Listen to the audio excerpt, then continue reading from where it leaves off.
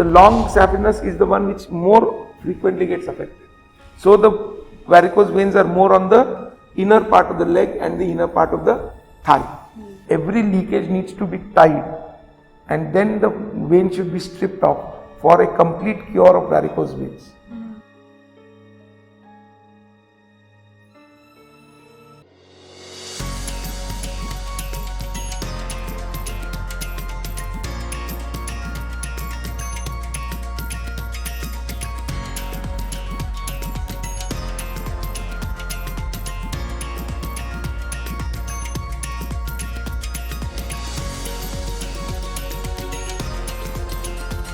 You are watching Surgery Simplified, shastrakalasaralshabdomein. Hello, welcome back to Surgery Simplified, shastrakalasaralshabdomein. Hi Dr. Welcome again. Hello, Namaste. तो previous episode में the part 1 हमने discuss किया था diabetic foot का, and अभी हम क्या डिस्कस करने वाले हैं? As I said in the last episode, there are two types of non-healing wounds. The one we have already discussed is diabetic foot. We'll now discuss another pathology which is called varicose veins. Again, this is quite common. But the non-healing wound, which is labeled as venous ulcer, is a wound that happens in people who suffer from varicose veins, and then it becomes a non-healing wound because of varicose veins. So all patients of varicose veins don't have ulcer. It is a complication of varicose veins. So some come to us with the venous ulcer, then we find out that they have got varicose veins, and some come with varicose veins. So we will discuss both treatment and the things about venous ulcer and varicose veins. Sure. So you have to understand varicose veins to understand why the wound is not healing. One thing I know about varicose veins is कि वो blood circulation नहीं होता है, and the veins turn purple or blue and then clotting रहता है. Yeah, in a way, but basic thing you have to understand is how does the normal venous system work. Okay, so as you know, the oxygenated or pure blood goes by the arteries to all the parts of the body, and then there is an exchange of oxygen, what is known as a capillary bed. So the arteries come, give the blood, it gets used up, and then the blood which is deoxygenated from the capillaries comes into the veins. So the capillary bed is the communication between the veins and the arteries.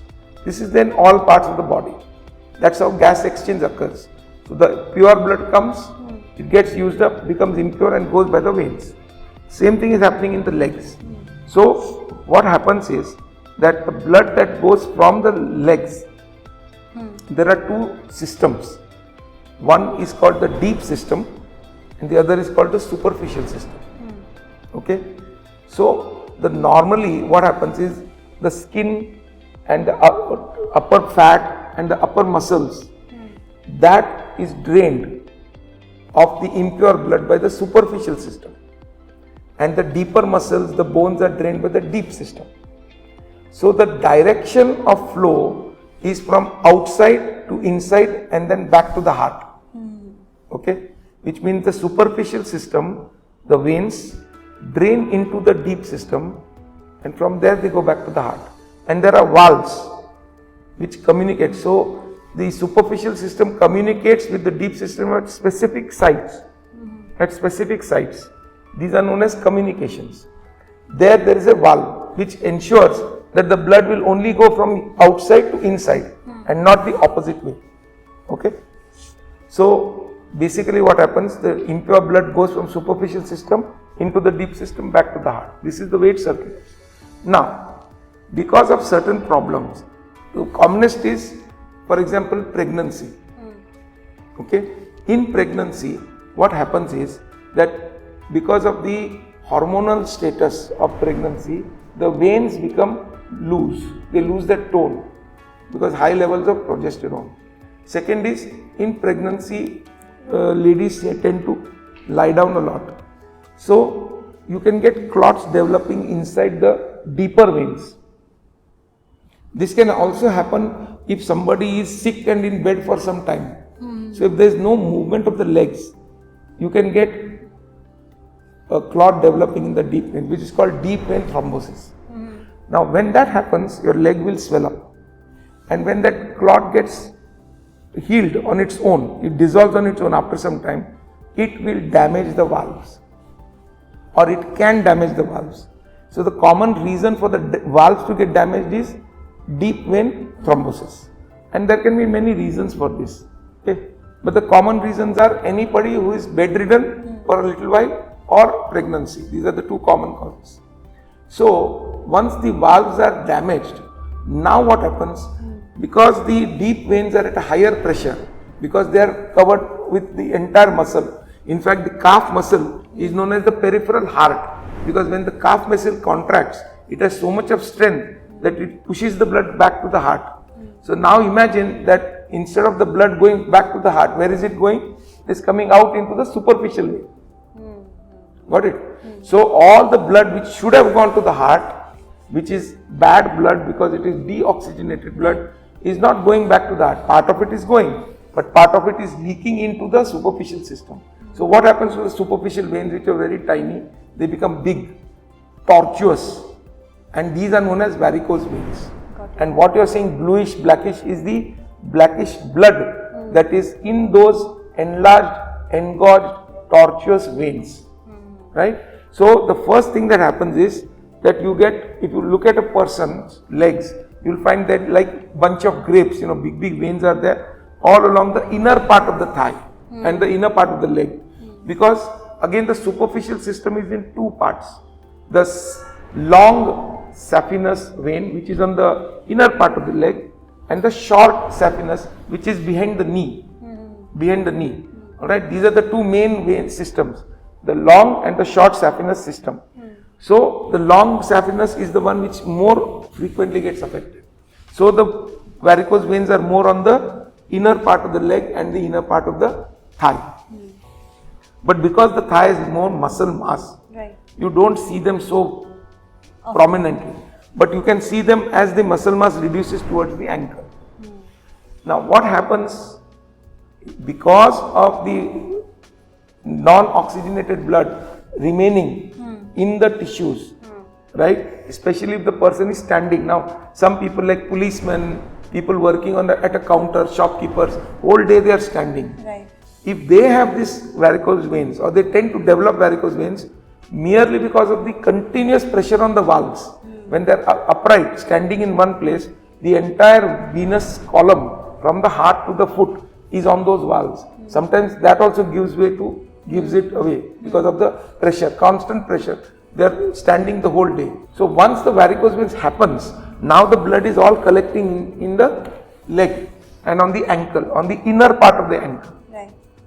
Now even if there is a small injury, because the deoxygenated blood and the bad blood is over there, that becomes a site for infection to perpetuate, because there is no oxygen and there is swelling, and that starts developing into an ulcer. And sometimes the venous ulcer becomes so deep it can go up to the bone. Asha. Yes, and we have these, as I said, at different points there is a valve. So you have just at the middle of the thigh, just above the knee, just below the knee, in the middle of the calf, and then there are 4 perforators on the ankle. So these 4 perforators are the ones with the maximum pressure, because when you are standing, that is the maximum pressure. Right. So that's where you get the ulcer. So very typical, the venous ulcer will be on the medial side of the ankle, just above the bone, this malleolus, what is it called? The malleolus of the ankle here. Ankle, got it. Here. It is over here. The ulcer comes over here most of the times. Can come anywhere, but most commonly. So in fact, by looking at this itself, you know that this is a venous ulcer. Second thing is the leg will become dark and blackish because of the deoxygenated blood remaining over there. It seeps into the tissues and then that blood gets broken down. If you have seen, whenever somebody collects blood, sometimes you get this purple color. Right. So that purple color comes here. So the purple colored leg with an ulcer is a venous ulcer. So how do we go about Curing it. curing it? So first, in clinical examination itself, you can find out that where is the leakage and what kind of system is involved, long or short. Then you do a test which is called color Doppler. color? Color Doppler. It is an ultrasound of the vessel. It gives you whether the deep veins are thrombosed or they are patent. It also gives you the sites of the leakage, exact sites, so that you can mark those sites when you have to do the surgery.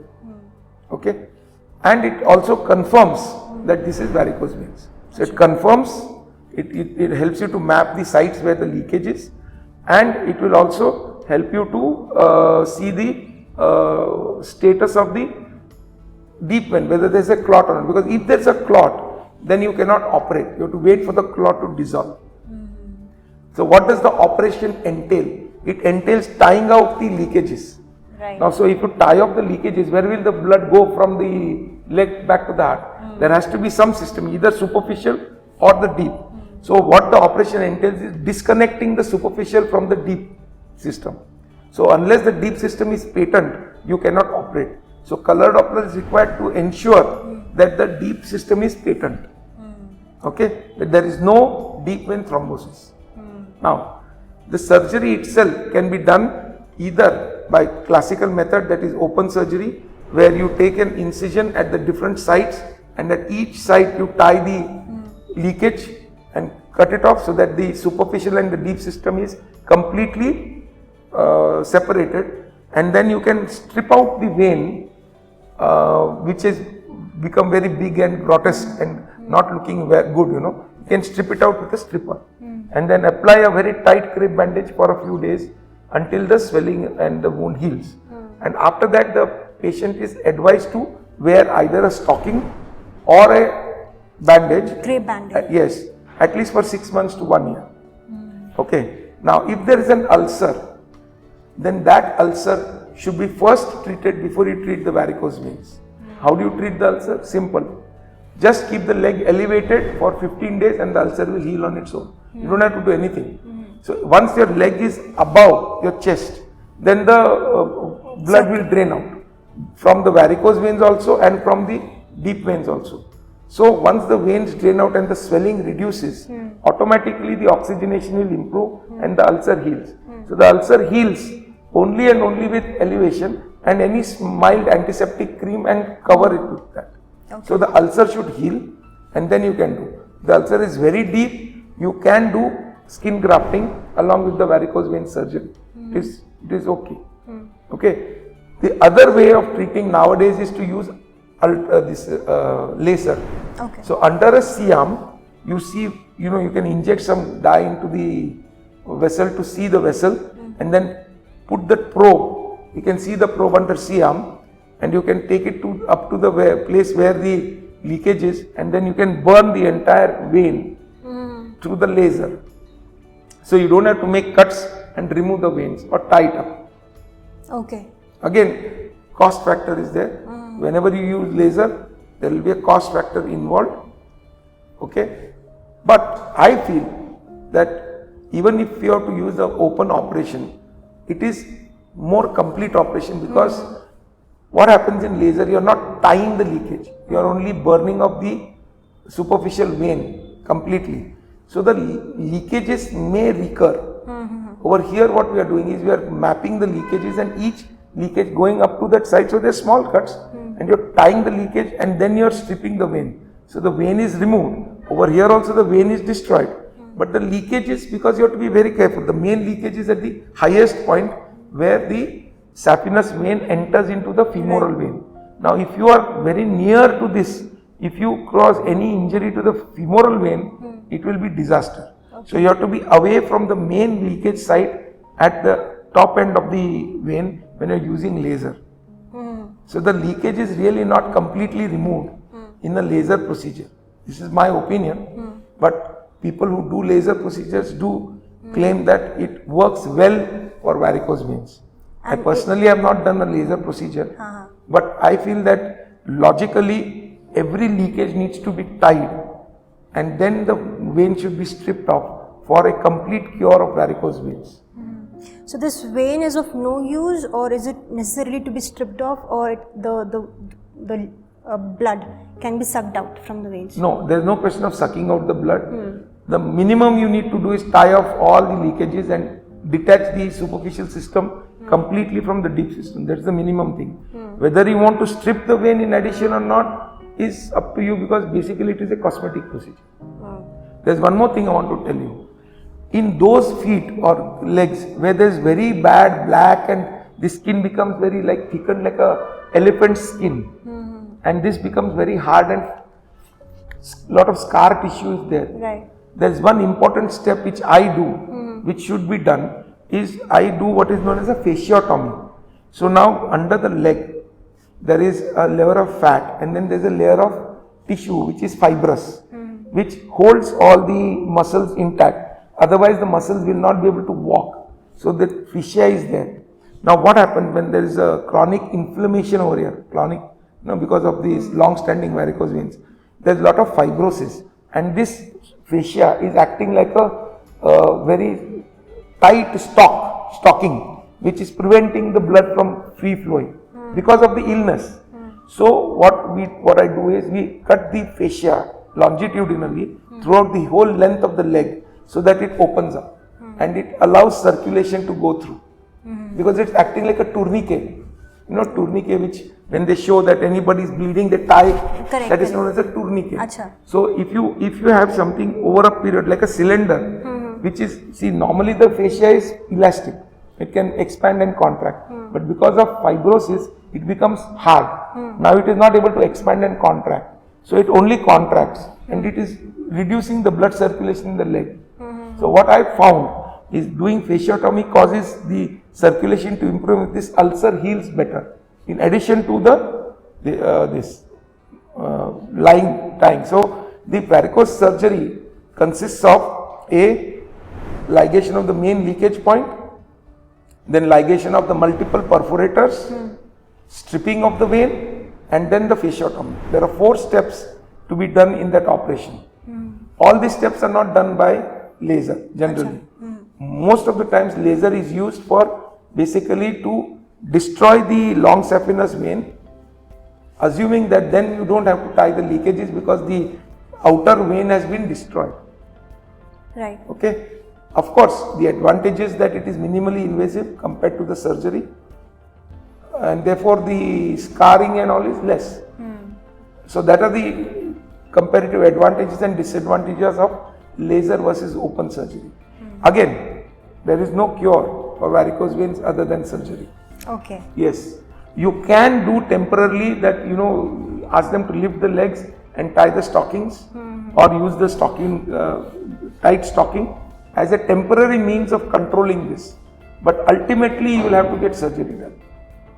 The problem is that people say, will my leg become normal? No, it will not become normal, but it will not further deteriorate. So after you do the surgery, the leg will remain as it is. It will not become worse. So if it is black, it will remain black. It will not become normal color again. That is why you need to do surgery before these permanent changes in the skin happen. Right. So this varicose vein also leads to the pain in the overall Yes, leg, you right? get calf pain, like aching pain, because when you are standing, there will be lot of blood collected in your legs, and your legs will be stretched, and it is deoxygenated blood. So your legs are not getting enough oxygen. So you do get a cramping pain, and that is one of the symptoms of varicose veins. Okay. So how do you know that, okay, the person is about to get varicose vein, or, because if there's a slight purplish stuff, it will start as small things and then they'll become big. So you shouldn't be waiting. Yeah, if you are seeing that you have got prominent veins when you stand up, or you are in a profession where you need to stand for long periods of time, or you're just coming out of pregnancy and you found that you have got varicose veins, you should consult a surgeon, get a color Doppler done, and see whether you can wait or you can make progress too. Because anything to do with pregnancy, even for example piles, I forgot to tell in the piles episode, you do get piles during pregnancy because the uterus has become so big that it is compressing the veins of the rectum. As a result of that, you get temporary piles. So we never do removal of piles or any surgery in a pregnant lady. We wait for the uterus to come back to normal. Then if the piles are still there, then we treat it. Same thing with varicose veins. So we will wait till the pregnancy is over, wait for at least about 3-4 months, see whether this comes back to normal. If it doesn't come back to normal, only then we advise surgery. Because in pregnancy, it's a temporary situation. Right. So once the uterus becomes involuted and comes back to its normal size, whatever was there because of that will go away. So that is the thing. Even diabetes, some people get gestational diabetes, they get diabetes because of pregnancy. So you cannot start labeling them as diabetic. You have to wait to see. Of course, you can treat it for that period, but later on, you have to see whether their diabetes has come down. Got it. There are many things related to pregnancy which need not be remaining after pregnancy. So a quick takeaway again to all of viewers. Same thing, if you feel that you have got varicose veins or you have got an ulcer which is not healing, please go to a surgeon and show it, and then he'll be able to tell you whether this is a diabetic ulcer or it is a venous ulcer, whether you need varicose vein surgery, whether you need any surgery directly for the ulcer, control of diabetes, etc. Alright, wonderful. Thank you so much, Thank you. doctor. So this was the end of the part 2 of non-healing wounds on the legs. So if you have any questions regarding this episode, please let us know in the comment section and we'll get back to you. And ऐसा कुछ अगर topics है जिसके बारे में आप जानना चाहते हैं from your side as a suggestion, do let us know and we'll make sure that we create an episode for you and broadcast it. Please like our video, share and subscribe and hit the bell icon for notification. Thank you.